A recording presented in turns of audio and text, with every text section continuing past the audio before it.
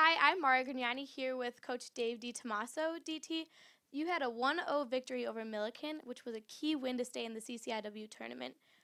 What are your overall thoughts from that victory? It was a great win for the guys. We've had a rough road with a rash of injuries and all kinds of other things to deal with.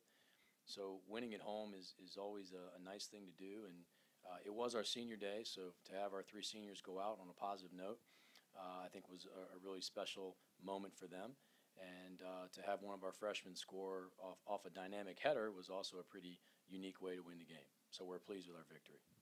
Yeah, and how important was this victory after your tough overtime loss against North Central? It was very important. We felt like we of course dominated that entire game, and we had some youthful errors right in the beginning of the overtime, which led to the immediate goal. So for all of that hard work to go unrewarded, it was very difficult for our program to handle. Nick King recorded his second shutout of the season. How has he developed as his first season starting? Nick's been fabulous. In the beginning, he had a little bit of a transition being a starting goalkeeper, and then one of the weeks that we had some time on our hands, we had a little intervention with Nick, and that intervention included 6 straight days of training, which we transformed some of the things that he had to do to be successful. He's a very bright guy, so he immediately put those things into motion and was able to implement those changes, and he's been fantastic ever since. So, Sam Johnson is one of the many players to start as a forward this season. How have the freshmen really impacted as attackers?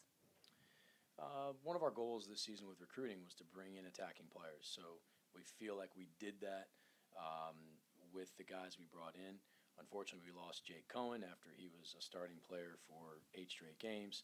Doesn't look like he will return, but we do have 4 very robust freshmen um, for the rest of the season and obviously moving forward. But anytime you have to play freshmen, you always have to deal with freshman mistakes and things that go along with being a youthful player. So we're dealing with that every day.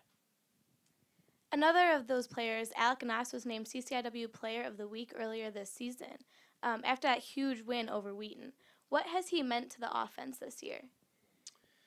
Um, Alec has meant a great deal. He's a very dynamic player. He's an integral part of our offense. Alec has to be consistent. Alec has struggled with his consistency day in and day out, and he really does have to maintain a level of excellence that we don't have to worry about him anymore.